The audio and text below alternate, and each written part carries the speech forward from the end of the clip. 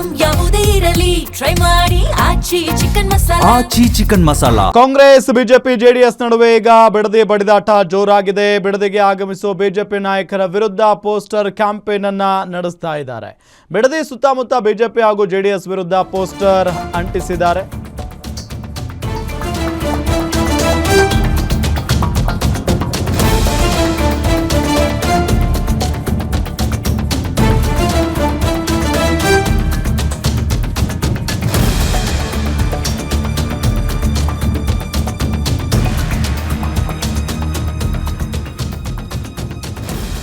BJP ಜೊತೆ JDS ನಾಯಕರ ವಿರುದ್ಧವೂ ಕೂಡ ಪೋಸ್ಟರ್ ಅನ್ನು ಅಂಟಿಸಿದ್ದಾರೆ. ಕುಮಾರಸ್ವಾಮಿ, ನಿಖಿಲ್ ಜೊತೆಗೆ ಅನಿತಾ ಕುಮಾರಸ್ವಾಮಿ ಅವರ ಫೋಟೋಗಳನ್ನು ಕೂಡ ಅಲ್ಲಿ ಅಂಟಿಸಿದ್ದಾರೆ. ಕಾಂಗ್ರೆಸ್ ಬಿಜೆಪಿ ಜೆಡಿಎಸ್ ನಡುವೆ ಈಗ ಬಿಡದಿ ಬಡಿದಾಟ ಜೋರಾಗ್ತಾ ಇದೆ. ಬಿಡದಿಗೆ ಆಗಮಿಸುವ ಬಿಜೆಪಿ ನಾಯಕರ ವಿರುದ್ಧ ಪೋಸ್ಟರ್ ಕ್ಯಾಂಪೇನ್ ಅನ್ನ ನಡೆಸ್ತಾ ಇರುವುದು. ಬಿಡದಿ ಸುತ್ತಮುತ್ತ ಬಿಜೆಪಿ ಹಾಗೂ ಜೆಡಿಎಸ್ ವಿರುದ್ಧ ಪೋಸ್ಟರ್ಗಳನ್ನು ಅಂಟಿಸಲಾಗಿದೆ. ಆರ್ ಅಶೋಕ್, ವಿಜಯೇಂದ್ರ, ಛಲವಾದಿ ನಾರಾಯಣಸ್ವಾಮಿ ಅವರ ಲೇವಡಿ ಮಾಡಿ ಪೋಸ್ಟರ್ ಅನ್ನ ಅಂಟಿಸಲಾಗಿದೆ. ಈಗ ಜೊತೆಗೆ ಜೆಡಿಎಸ್ ನಾಯಕರ ವಿರುದ್ಧವೂ ಕೂಡ ಕುಮಾರಸ್ವಾಮಿ, ನಿಖಿಲ್, ಅನಿತಾ ಕುಮಾರಸ್ವಾಮಿ ಅವರ ವಿರುದ್ಧವೂ ಕೂಡ ಪೋಸ್ಟರ್ ಅನ್ನ ಅಂಟಿಸಿದ್ದಾರೆ. ಬಿಡದಿ ಮುಖ್ಯ ರಸ್ತೆಯ ಗೋಡೆಗಳಲ್ಲಿ ಪೋಸ್ಟರ್ಗಳು ರಾರಾಜಿಸ್ತಾ ಇದ್ದಾವೆ. ಬಿಡದಿ ಟೌನ್ಶಿಪ್ ವಿಚಾರ ಎಷ್ಟು ದೊಡ್ಡ ಮಟ್ಟದಲ್ಲಿ ಪರ ಮತ್ತು ವಿರೋಧದ ಚರ್ಚೆಗೆ ಗ್ರಾಸವಾಗ್ತಾ ಇದೆ ಅನ್ನೋದನ್ನ ಪ್ರತಿನಿತ್ಯವೂ ಕೂಡ ನೀವು ಗಮನಿಸ್ತಾನೆ ಇದ್ದೀವಿ. ಬಹಳ ಪ್ರಮುಖವಾಗಿ ಇವತ್ತಿನ ಅಪ್ಡೇಟ್ ಇದು. ಸಾಕಷ್ಟು ಪೋಸ್ಟರ್ಗಳನ್ನು ಅಂಟಿಸಿದ್ದಾರೆ ಬಿಡದಿಯ ಬೀದಿಗಳಲ್ಲಿ.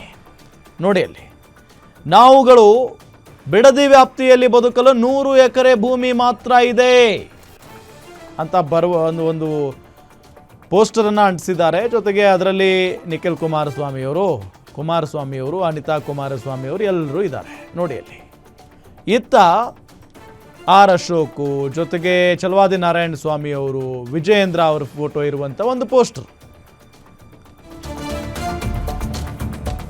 ಕಾಂಗ್ರೆಸ್ ಜೆಡಿಎಸ್ ನಡುವೆ ಬಿಡದಿ ಪೋಸ್ಟರ್ ವಾರ್ ನಡೀತಾ ಇರೋದನ್ನ ಗಮನಿಸ್ತಾ ಇದ್ದೀವಿ. ಎಚ್ಡಿಕೆ ಕುಟುಂಬದ ವಿರುದ್ಧ ಕಾಂಗ್ರೆಸ್ ಪೋಸ್ಟರ್ ಆರೋಪವನ್ನ ಮಾಡಿದೆ. ಸಿಎಂ ಡಿಕೆ ಶಿವಕುಮಾರ್ ವಿರುದ್ಧ ಎಚ್ಡಿಕೆ ಕೆಂಡಾಮಂಡಲವಾಗಿರೋದು. ಸಿಎಂ ಆದ್ಮೇಲಾದ್ರೂ ವಿಡಿಯೋ ಮಾಡಿಸೋದು, ಪೋಸ್ಟರ್ ಅಂಟಿಸೋದು ಬಿಡ್ತಾರೆ ಅಂತ ಅನ್ಕೊಂಡಿದ್ದೆ. ಆ ಬುದ್ಧಿ ಡಿಕೆ ಶಿವಕುಮಾರ್ಗೆ ಇನ್ನೂ ಹೋಗಿಲ್ಲ. ಸಿಎಂ ಡಿಕೆಶಿ ವಿರುದ್ಧ ಕುಮಾರಸ್ವಾಮಿ ತೀವ್ರ ವಾಗ್ದಾಳಿಯನ್ನ ನಡೆಸಿದ್ದಾರೆ. ಅದೆಲ್ಲ ಪೋಸ್ಟ್ ಅಂಟಿಸಿ ಪ್ರಚಾರ ಮಾಡುವಂತದ್ದ? ನಂದು ಬಿಟ್ಟು ಬಿಡಿ, ನನ್ನ ಹೆಂಡತಿಯದ್ದು ಹೆಸರು ಹಾಕಿದ್ದಾರೆ. ಭೂಮಿ ಲಪಟಾಯಿಸೋಕೆ ನನ್ನ ಹೆಸರು ಬಳಕೆ ಮಾಡ್ತಾ ಇದ್ದಾರೆ. ಮುಖ್ಯಮಂತ್ರಿ ಕುರ್ಚಿಗಾದ್ರೂ ಗೌರವ ಬೇಡವಾ ಅಂತ ಕುಮಾರಸ್ವಾಮಿ ಅವರು ಕಿಡಿಕಾರಿದ್ದಾರೆ. ಇಂತಹ ಬೆದರಿಕೆಗಳಿಗೆ ಹೆದರುವ ಪ್ರಶ್ನೆಯೇ ಇಲ್ಲ ಅಂದಿದ್ದಾರೆ ಎಚ್.ಡಿ. ಕುಮಾರಸ್ವಾಮಿ ಅವರು. ಅನಿತಾ ಮೇಡಮ್ ಮೇಲೆ ಮತ್ತೆ ಈಗ ತಪ್ಪಬೇಡಿ ಬ್ರದರ್, ನಾನು ಈ ರಾಜ್ಯದ ಮುಖ್ಯಮಂತ್ರಿಗಳಾದ ಮೇಲಾದರೂ ಇದೆಂಥವು ಬ್ಲೂ ಫಿಲಮ್ ಮಾಡಿಸೋದು, ಪೋಸ್ಟ್ ಅಂಟಿಸೋದು ಇದೆಲ್ಲ ಬಿಡ್ತಾರೆ ಅದನ್ನು ಅಂತ ಅನ್ಕೊಂಡಿದ್ದೆ. ಆ ಕೈಯಲ್ಲಿ ಇನ್ನೂ ಹೋಗಿಲ್ಲ. ಅದೆಲ್ಲ ಪೋಸ್ಟ್ ಅಂಟಿಸ್ಬಿಟ್ಟು ಪ್ರಚಾರ ಮಾಡೋ ಅಂಥದ್ದ? ನಂದು ಬಿಟ್ಟುಬಿಡಿ. ಈವನ್ ನನ್ನ ಹೆಂಡ್ತಿದ್ದು ಫೋಟೋ ಹಾಕೋರು, ನಂದು 100 ಎಕರೆ ಅಂತ ಅದೇನೋ ನಿಖಿಲ್ದು ನಂದು ಹಾಕೋರಲ್ವೇ. 46 ಎಕರೆ 40 ವರ್ಷದ ಹಿಂದೆ ಕಷ್ಟಪಟ್ಟು ಸಂಪಾದನೆ ಮಾಡಿರೋ ಜಮೀನು. ಅದು ಬಿಟ್ಟು ನನ್ನ ಹೆಸರಲ್ಲಿ ಇನ್ಯಾವ ಜಮೀನಿದೆ? 100 ಎಕರೆ ಅಂತೇನು ಹಾಕೊಂಡವ್ರಲ್ಲ ಪೋಸ್ಟ್ರಲ್ಲಿ. ಇನ್ನು ಅನಿತಾ ಮೇಡಮ್ ಅವ್ರದ್ದು 36-37 ಎಕರೆ ತಗೊಂಡವ್ರೆ. ಖರೀದಿ ಮಾಡಿರೋದು, ಖರೀದಿ ಮಾಡಿರೋ ಜಮೀನ ಯಾವನೋ ಪೋಸ್ಟ್ ಹಾಕೊಂಡು ಅವ್ರ ಹೆಸರಿನಲ್ಲಿ ಹಾಕ್ಬಿಟ್ಟು ನನಗೆ ಜಮೀನು ಕೊಡಿಂದರೆ, ಬೆನಗಾನಹಳ್ಳಿಲಿ ಸತ್ತೋದವ್ರು ಹೆಬ್ಬೆಟ್ಟು ತೋರಿಸಿ ಜಮೀನು ತಗೊಂಡಂಥ ವ್ಯಕ್ತಿ ಈ ಪೋಸ್ಟನ್ನ ಈಗ ಅವ್ರ ಬೆಂಬಲಿಗೆ ಹೇಳಿ ಹಾಕ್ಸ್ಕೊಂಡು ಇದರಲ್ಲಿ ಪ್ರಚಾರ ಮಾಡ್ತೀನಿ ಅಂದರೆ ಜನ ನಂಬ್ತಾರ? ಮುಖ್ಯಮಂತ್ರಿ ಆದಾಗಲಾದರೂ ಒಂದು ಸ್ಟ್ಯಾಂಡರ್ಡ್ ಬೇಡವಾ? ಒಂದು ಸ್ಟ್ಯಾಂಡರ್ಡ್ ಇಲ್ಲದೆ ಈ ರೀತಿಯ ನಡವಳಿಕೆ ಇವತ್ತು ಈ ರಾಜ್ಯ ಯಾವ ಪರಿಸ್ಥಿತಿ ಹೋಗುತ್ತೆ ಅನ್ನೋದನ್ನು ಯೋಚನೆ ಮಾಡಬೇಕು. ಕುಟುಂಬದವ್ರನ್ನ ಫೋಟೋ ಎಲ್ಲ ಹಾಕಿ ಇದು ವಿಕೃತ ಮನಸ್ಸು. ಅದು ಅಷ್ಟೇ ವಿಕೃತ ಮನಸ್ಸೇ. ಅದು ಹೇಳದ್ನಲ್ಲ, ಇದು ಮೊದಲಿಂದಲೂ ಬಂದಿರೋದು ಇದರಲ್ಲೇ. ಈ ಕೈಯಲ್ಲಿ ಬಂದಂಥ ವ್ಯಕ್ತಿ ಈಗಲೂ ಇದನ್ನೇ ಮುಖ್ಯಮಂತ್ರಿ ಆದಮೇಲಾದರೂ ಆ ಮುಖ್ಯಮಂತ್ರಿಯ ಕುರ್ಚಿಗಾದರೂ ಗೌರವ ಬೇಡವಾ?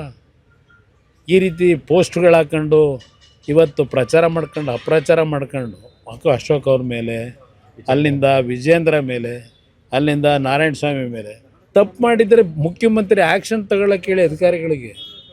ಪೋಸ್ಟ್ನಲ್ಲಿ ಸುಮ್ಮನೆ ಹಾಕೊಂಡು ಪಾಪ ಇಲ್ಲಿವರೆಗೆ ಕಾಂಗ್ರೆಸ್ನ ಮಂತ್ರಿಗಳು ಶಾಸಕರದೇ ನಡೆದೋಯ್ತು, ವಿಧಾನಸಭೆ ಕಲಾಪದಲ್ಲಿ ನಡೆದೋಯ್ತು, ಮತ್ತು ಅವ್ರನ್ನ ಬಾಯ ಮುಚ್ಚಿಸಿದ್ರು. ಸದ್ಯ ಹೇಳ್ತೀವಿ ಅಂತೇಳಿ ಬಾಯ ತೆಗಿಲಿಲ್ಲ ಅವರು. ಆ ರೀತಿ ಈ ರಾಜ್ಯದಲ್ಲಿ ಏನು ನಡೀತಾ ಇದೆ, ಬಹುಶಃ ಇನ್ನು ಮುಂದಕ್ಕಾದ್ರೂ ನಿಲ್ತದೇನೋ ಅಂದ್ಕೊಂಡಿದ್ದು. ಇದರಿಂದ ಎದುರುತ್ತೀರಾ ಸರ್ ಕುಮಾರಸ್ವಾಮಿ ಅವರ ಫ್ಯಾಮಿಲಿ ಅವ್ರ ಫೋಟೋ ಎಲ್ಲ ಹಾಕಿ? ನಾನು ಯಾವುದೇ ಕಾರಣಕ್ಕೂ ನಂದು ತೆರೆದ ಪುಸ್ತಕ, ಎಲ್ಲ ವಿಷಯಗಳು ನನ್ನ ಕಾರ್ಯಕರ್ತರಿಗೂ ಗೊತ್ತು, ಜನತೆಗೂ ಗೊತ್ತಿದೆ. ಅದರಿಂದ ನಾನು ಇದಕ್ಕೆಲ್ಲ ಇಂಥ ಬೆದರಿಕೆಗೆ ಹೆದರ್ತಕ್ಕಂಥ ಪ್ರಶ್ನೆ ಇಲ್ಲ, ಈ ಪೋಸ್ಟ್ಗಳಿಗೆ ಹೆದರ್ತಕ್ಕಂಥ ಪ್ರಶ್ನೆ ಇಲ್ಲ. ಜನಗಳ ಮುಂದೆ ನಮ್ಮ ಪಕ್ಷದ ಹೋರಾಟ ಏನಿದೆ ಜನಗಳಿಗೋಸ್ಕರ, ರೈತರಿಗೋಸ್ಕರವಾಗಿ. ನನ್ನ ಹೆಸರನ್ನ ಹೇಳ್ತಾರೆ ಪದೇ ಪದೇ. ಹೌದಪ್ಪ, ನನ್ನ ಕಾಲದಲ್ಲಿ ಇದು ಮಾಡಬೇಕು ಅಂತ ಹೊರಟಿದ್ದು ನಿಜ. ನಾನು ಮಾಡಲೇಬೇಕು ಅಂತಿದ್ದರೆ 2ನೇ ಬಾರಿ ಮುಖ್ಯಮಂತ್ರಿ ಆದಾಗ ತಕ್ಷಣ ನಾನು ಕ್ರಮ ತಗೋತಿದ್ದೆ. ಆ ರೀತಿ ಇದ್ದಿದ್ರೆ ಯಾತಕ್ಕೆ ನಾನು 2ನೇ ಬಾರಿ ಇದ್ನಲ್ಲ, ಯಾಕೆ ಮಾಡಲಿಲ್ಲ? ಮಾಡೋದಾಗಿದ್ರೆ ಆಗ ಮಾಡಿಬಿಡುವೆ.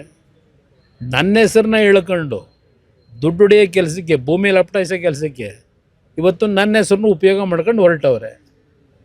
ಏನಾದ್ರು ಕೊಡ್ತಾರೆ ನಮ್ಮ ಪೊಲಿಟಿಕಲ್ ರಿಪೋರ್ಟರ್ ಕವನ ಶಿವಣ್ಣ ಸಂಪರ್ಕದಲ್ಲಿದ್ದಾರೆ. ಕವನ, ಬಿಡದಿ ಟೌನ್ಶಿಪ್ ವಿಚಾರ ಪರ ವಿರೋಧಕ್ಕೆ ಕಾರಣ ಆಗ್ತಾ ಇದೆ. ಇದೆಲ್ಲದರ ನಡುವೆ ಕುಮಾರಸ್ವಾಮಿ ಅವರ ವಿರುದ್ಧ ಮತ್ತು ವಿಪಕ್ಷ ನಾಯಕರ ವಿರುದ್ಧ ಪೋಸ್ಟರ್ ವಾರ್ ಕಾಂಗ್ರೆಸ್ ಆರಂಭ ಮಾಡಿರೋದು.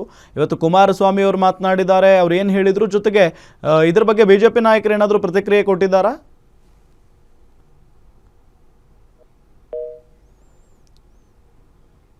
ಸಂಪರ್ಕ ಸಾಧ್ಯ ಆಗ್ತಾ ಇಲ್ಲ, ಮತ್ತೊಮ್ಮೆ ಸಂಪರ್ಕಿಸುವಂಥ ಪ್ರಯತ್ನ ಮಾಡ್ತೀವಿ. ಗಮನಿಸ್ತಾ ಇದ್ದೀವಿ, ಕುಮಾರಸ್ವಾಮಿ ಅವರಂತೂ ಫುಲ್ ಗರಂ ಆಗಿರೋದು ಈ ಸಂದರ್ಭದಲ್ಲಿ. ನಾನು 46 ಎಕರೆ ಭೂಮಿಯನ್ನು ಕಷ್ಟಪಟ್ಟು ಈ ಹಿಂದೆ ಖರೀದಿ ಮಾಡಿದ್ದೇನೆ, ನನ್ನನ್ನು ಬಿಟ್ಟುಬಿಡಿ, ನನ್ನ ಪತ್ನಿ ಅನಿತಾ ಕುಮಾರಸ್ವಾಮಿ ಅವರ ಪೋಸ್ಟರನ್ನು ಕೂಡ ಅಲ್ಲಿ ಅಂಟಿಸಿದ್ದಾರೆ. ಸೊ ಇದು ಇವರ ಮನಸ್ಥಿತಿ ಅನ್ನೋ ನಿಟ್ಟಿನಲ್ಲೂ ಕೂಡ ವಾಗ್ದಾಳಿಯನ್ನು ನಡೆಸಿರೋದು. ಜೊತೆಗೆ CM ಆದ ನಂತರವಾದರೂ ಅದಕ್ಕೆ ಆ CM ಚೇರ್ಗೆ ಗೌರವ ಕೊಡ್ತಾರೇನೋ ಅಂದ್ಕೊಂಡಿದ್ದೆ. ಈಗಲೂ ಕೂಡ ಅದೇ ಬುದ್ಧಿಯನ್ನು ಮುಂದುವರಿಸಿದ್ದಾರೆ ಮುಖ್ಯಮಂತ್ರಿಗಳು DK ಶಿವಕುಮಾರ್ ಅವರು ಅನ್ನೋ ನಿಟ್ಟಿನಲ್ಲಿ HD ಕುಮಾರಸ್ವಾಮಿಯವರು ವಾಗ್ದಾಳಿಯನ್ನು ನಡೆಸಿರೋದು. ಭೂಮಿ ಲಪಟಾಯಿಸೋಕೆ ನನ್ನ ಹೆಸರನ್ನು ಬಳಕೆ ಮಾಡಿಕೊಳ್ತಾ ಇದ್ದಾರೆ. ಮುಖ್ಯಮಂತ್ರಿ ಕುರ್ಚಿಗಾದರೂ ಗೌರವ ಬೇಡವಾ ಇವ್ರಿಗೆ? ಹೇಗೆ ಬೇಕೋ ಹಾಗೆ ಬಿಹೇವ್ ಮಾಡೋದು ಎಷ್ಟರ ಮಟ್ಟಿಗೆ ಸರಿ? ಅದೆಲ್ಲ ಪೋಸ್ಟ್ ಅಂಟಿಸಿ ಪ್ರಚಾರ ಮಾಡುವಂಥದ್ದ? ನಂದು ಬಿಟ್ಟುಬಿಡಿ, ನನ್ನ ಹೆಂಡತಿಯದ್ದು ಹೆಸರು ಹಾಕಿದ್ದಾರೆ ಇವರೆಲ್ಲ ಅನ್ನೋ ನಿಟ್ಟಿನಲ್ಲಿ ಈ ಸಂದರ್ಭದಲ್ಲಿ ಕಿಡಿಕಾರಿರೋದು ಕುಮಾರಸ್ವಾಮಿಯವರು. ವಿಜೇಂದ್ರ, ಛಲವಾದಿ ನಾರಾಯಣ ಸ್ವಾಮಿಯವರು, ಜೊತೆಗೆ ಅಶೋಕ್ ಅವರ ವಿರುದ್ಧವೂ ಕೂಡ ಈ ಸಂದರ್ಭದಲ್ಲಿ ಕಾಂಗ್ರೆಸ್ ಪೋಸ್ಟರ್ನ ಮುಖೇನ ಲೇವಡಿ ಮಾಡಿರೋದನ್ನು ಗಮನಿಸ್ತಾ ಇದ್ದೀವಿ. ಕುಮಾರಸ್ವಾಮಿಯವರು, ನಿಖಿಲ್ ಕುಮಾರಸ್ವಾಮಿಯವರು, ಅನಿತಾ ಕುಮಾರಸ್ವಾಮಿ ಅವರ ವಿರುದ್ಧವೂ ಕೂಡ ಪೋಸ್ಟರನ್ನು ಅಂಟಿಸಿದ್ದಾರೆ. ಬಿಡದಿ ಮುಖ್ಯ ರಸ್ತೆಯ ಗೋಡೆಗಳಲ್ಲಿ ಈ ಪೋಸ್ಟರ್ಗಳು ರಾರಾಜಿಸ್ತಾ ಇದ್ದಾವೆ ಲಿಟ್ರಲಿ. ಅದರಲ್ಲೂ ಅಲ್ಲಿ ಬಹಳಷ್ಟು ಜನ ರೈತರು ನಮ್ಮ ಭೂಮಿಯನ್ನು ಯಾವುದೇ ಕಾರಣಕ್ಕೂ ಕೂಡ ನಾವು ಕೊಡೋದಿಲ್ಲ ಅಂತ ಹೇಳಿ ಹಠಕ್ಕೆ ಬಿದ್ದು ಬಿಟ್ಟಿದ್ದಾರೆ. ಇನ್ನು ಕೆಲವೊಂದಿಷ್ಟು ಜನ ರೈತರು ನಾವು ಭೂಮಿ ಕೊಡೋದಕ್ಕೆ ರೆಡಿಯಾಗಿದ್ದೀವಿ ಅನ್ನೋ ನಿಟ್ಟಿನಲ್ಲೂ ಕೂಡ ಹೇಳ್ತಾ ಇದ್ದಾರೆ. ಸೊ ಹಾಗಾಗಿ ಕುತೂಹಲ ಅಂತೂ ಇದ್ದೇ ಇದೆ, ಇದು ಎಲ್ಲಿಗೆ ಹೋಗಿ ನಿಲ್ಲುತ್ತೆ ಅಂತ ಹೇಳಿ. ಒಂದು ಪ್ರತಿನಿತ್ಯ ಹೋರಾಟ ನಡೀತಾ ಇದೆ. ಬಟ್ ಈಗಾಗಲೇ 500 ಎಕರೆಗೆ ಅಧಿಸೂಚನೆಯನ್ನು ಕೂಡ ರಾಜ್ಯ ಸರ್ಕಾರ ಹೊರಡಿಸಿಬಿಟ್ಟಿದೆ. ಈಗ 3 ಹಳ್ಳಿಗಳು ಬರ್ತವೆ. 500 ಎಕರೆ ಅಂತ ಅಂದರೆ 3 ಹಳ್ಳಿಗಳು ಕೂಡ ಬರ್ತವೆ. 3 ಹಳ್ಳಿಗಳು ಸೇರಿದಂತೆ ಅಲ್ಲಿನ ಜಮೀನು ಎಲ್ಲವೂ ಕೂಡ ಈಗ ಸರ್ಕಾರದ ಪಾಲಾಗಿದೆ. ಅದೆಲ್ಲದರ ನಡುವೆ ಇನ್ನೂ 7,600 ಎಕರೆ ಟೋಟಲ್ ಆಗಿ ಬೇಕಾಗಿರೋದು. ಸೊ ಹಾಗಾಗಿ 25-26 ಹಳ್ಳಿಗಳೆಲ್ಲವೂ ಕೂಡ, ಹಳ್ಳಿಗಳು ಜಮೀನುಗಳೆಲ್ಲವೂ ಕೂಡ ಸರ್ಕಾರದ ಪಾಲಾಗುತ್ತೆ. ಸೊ ಹಾಗಾಗಿ ಒಂದು ಪರ ಮತ್ತು ವಿರೋಧದ ಚರ್ಚೆ ಅಂತೂ ನಡೀತಾ ಇದೆ.